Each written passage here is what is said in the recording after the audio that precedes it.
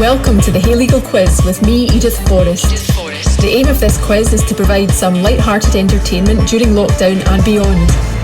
I'll be asking 20 questions of leading Scottish legal figures, questions which give insight to their careers and their lives beyond the law.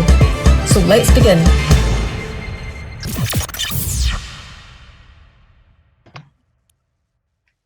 Hello Edith, thank you for joining us for what is the inaugural Hey Legal Quiz. How are you getting on? I'm very well, thank you. Yourself? I'm good, thank you. I'm good. Now we crack on. We have 20 questions here, so I will start with number one. If you weren't a lawyer, what would you be? Well, growing up, I never actually had any real desire to be a lawyer. I always wanted to be a vet, but unfortunately I was given very poor advice during high school and was not guided on what subjects I was to take, which should have included 3 sciences. I only did 2. So those plans to be a vet were kind of scuppered, and in my 6th year I was then asked about an alternative. So I thought about law and said that, and then went on to do my university degree, and I'm very, very grateful that I did take that course rather than, I don't know where I'd be sticking my hand now if I was a vet, and certainly I don't have that desire anymore. So yeah, I would probably be a vet, but thankfully I'm not. Okay, good. Number 2, did you have a nickname at school? If so, what was it and why were you given it? No, I didn't actually have any nicknames at school, so no answer to that question, I'm afraid. At all? Nothing? No. No, okay. Not that I'm aware of anyway. Not to my face. Were you a swotty type at school? I was conscientious and worked hard, but I don't know that you'd call me swotty in the sense of, I don't know, when I think of a SWAT, I imagine these people that were in your class that just got everything right and were really not very, I don't know, you avoided. So no, I was hard-working, conscientious, but I wouldn't say I was swotty. Okay. What was your first job? My first job was working for Red Bull. So I was provided with a Vitara Jeep, which had been fitted with a huge Red Bull can in the back. And my job was to basically drive around Scotland handing out free cans and drinking my body weight in the stuff as well. Sounds good. Flying around Scotland. How do you define success? I think success is probably when you achieve that, when you're happy in what you're doing. If it's your job, success would be measured by being content with what you're doing, happiness with it. I think that's probably a definition that I would consider of success. Okay. Favourite drink? I don't know. I just Bill? drink water these days, so it probably would just be water, I think. I don't have a favourite drink or alcoholic drink. I don't partake anymore, so I suppose it has to be water, my answer. Okay. What don't you like about your job? The one thing that I really dislike is when you have a clash of a diary clash which it can happen quite often. You know, you're due to do a trial or 2 trials around about the same time, and usually you can juggle it a bit, but if you can't, then inevitably you're letting someone down. So I really hate that about my job, letting people down, letting agents down. Quite often I try not to make it at the last minute, but sometimes you're put in a position where you have to. So that's a big downside to it. Okay. I suppose a lot of the evidence we deal with as well, I can't say that I enjoy that, but it's part of the job, and you kind of just have to go on and deal with it. That's the business we're in. Mm-hmm. Which was your most memorable case or project to date? The most memorable case that I've been involved in, and I think ever will be involved in, was the case of Malcolm Webster. And in fact, the I can't remember, it was ITV dramatised it. They made a kind of dramatisation of the story. Disappointing not to see any court scenes with me portrayed by somebody in it, but anyway.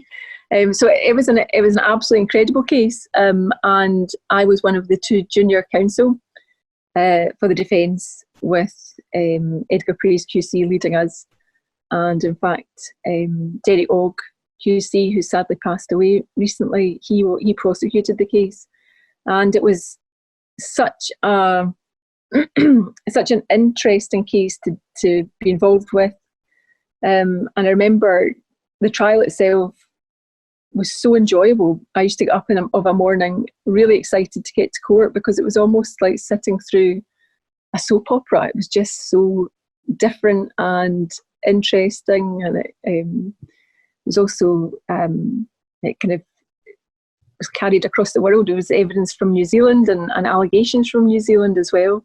So yeah, an incredible case, and one that I will never forget. And as I say, I don't think we'll ever experience one again like it.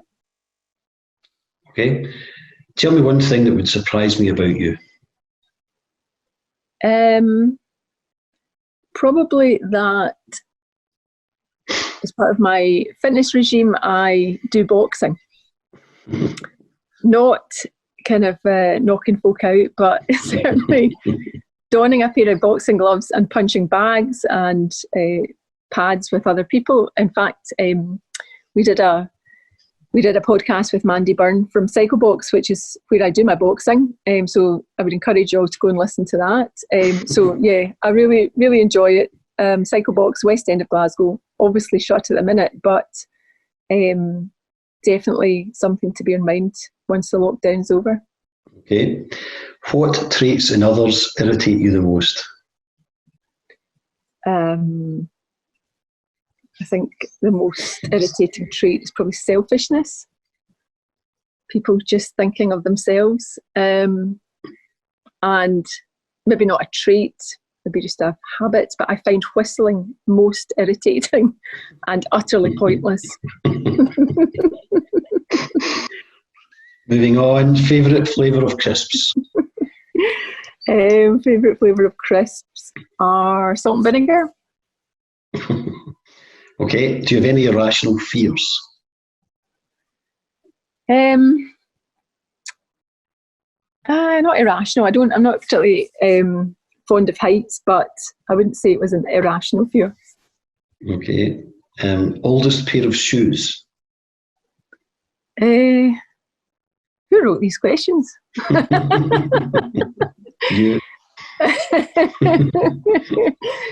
I think the oldest pair of shoes or boots that I have must be about 10 or 12 years old, but I just still absolutely love them. Can't get a pair to replace them. Nothing seems to come close, so they still look reasonable despite their age. Who had the biggest influence on your career in the law? That would have to be, I think, the late Lord Fraser, who was a dear family friend of ours, and who was the person that encouraged me to go to the bar. And he, when I'd shown or asked, I just asked a few questions about it, and the next thing he'd arranged for me to meet up with, again, Edgar Praise in Cafe Gandolfi, and over the course of about an hour and a half's lunch, he shouted at me, and by the end of the lunch had arranged civil masters and my date that I would start my exams for faculty. So probably Lord Fraser and Edgar had certainly a huge influence on me calling at the Scottish Bar. Okay. Favourite chocolate bar? Not Scottish bar, chocolate bar.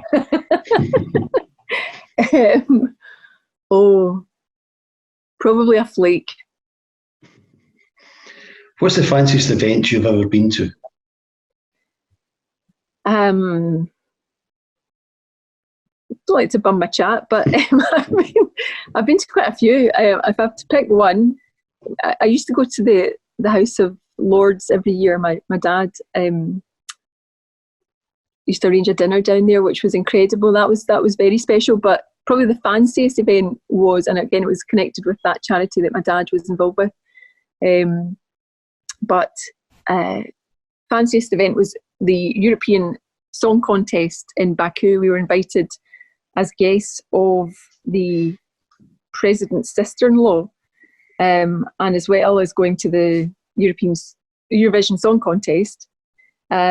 We went to a number of kind of star-studded exclusive dinners and all the rest of it.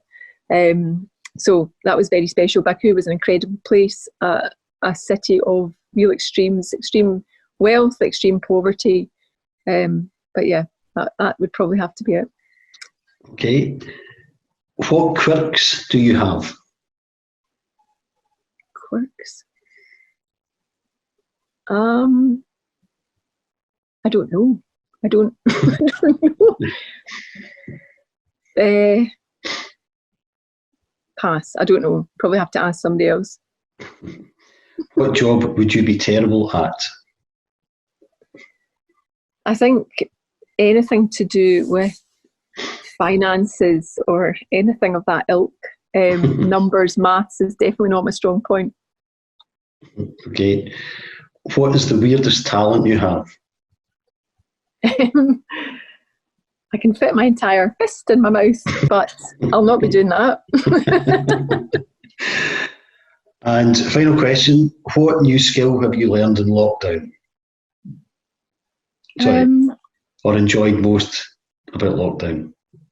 Okay, I was going to say, I don't think I've learned a new skill, but I've thoroughly enjoyed lockdown. I must say that if somebody were able to pay my bills, then I would quite happily continue. I haven't found it, although the days, weeks, months now, I suppose, have kind of merged into one. I cannot say that I have been bored in any way at any time. I've just thoroughly enjoyed it. I think it's probably been a good thing for everyone just to reset, and certainly speaking to people, whether that just be my friends or people, colleagues in the law, everybody is commenting on how the pace of life before lockdown was just ridiculous. I think we all just got, whirled up into a frenzy of work, and this is obviously the polar opposite of that, where people have been forced not to work. And yeah, as I say, I've thoroughly enjoyed it. That says more about me, but I'm sure there'll come a point where I am keen to get back to work, but for now...